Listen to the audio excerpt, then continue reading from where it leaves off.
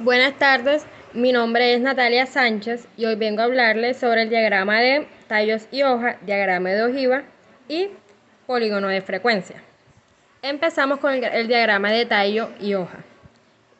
El diagrama de tallo y hoja es una de las técnicas de análisis exploratorio de datos, las cuales consisten en operaciones aritméticas sencillas y representaciones fáciles de trazar, que pueden resumir con rapidez los datos. Se usa para mostrar el orden de rangos y la forma de un conjunto de datos de forma simultánea. Aquí les voy a mostrar un ejemplo de cómo se utiliza el diagrama. Entonces, cogeremos la edad de 20 personas. Y entonces, el tallo del diagrama son las cifras de decenas, que en este caso sería el 3, el 2 y el 4, que son los que nos representan hasta el momento.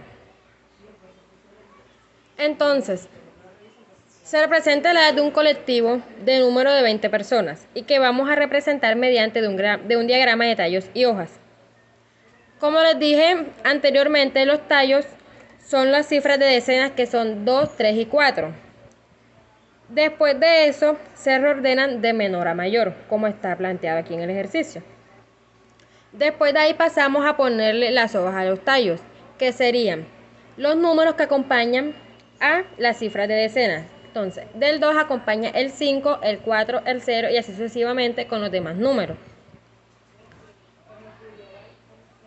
Y por último, se reordenan las hojas de menor a mayor y se ha terminado nuestro diagrama. Ahora voy a hablarles sobre el diagrama de ojiva y polígono de frecuencia. El diagrama de ojiva se utiliza para representar la frecuencia acumulada. Similar al polígono de frecuencia, se forma o se construye uniendo los puntos más altos de cada columna, pero de un histograma que represente las frecuencias acumuladas. Entonces, el ejemplo nos dice, se registran los tiempos de las llamadas recibidas en un call center y se obtiene la siguiente tabla de frecuencia con datos agrupados. Entonces, ahí tenemos el tiempo de las llamadas, lo tenemos registrados, la marca de clase, frecuencia absoluta, frecuencia acumulada y la frecuencia porcentual. Entonces, pasamos a hacer el histograma de llamadas, del tiempo de las llamadas, y ese fue el resultado que nos dio. Ya ahí sí entramos en materia a realizar el polígono de frecuencia.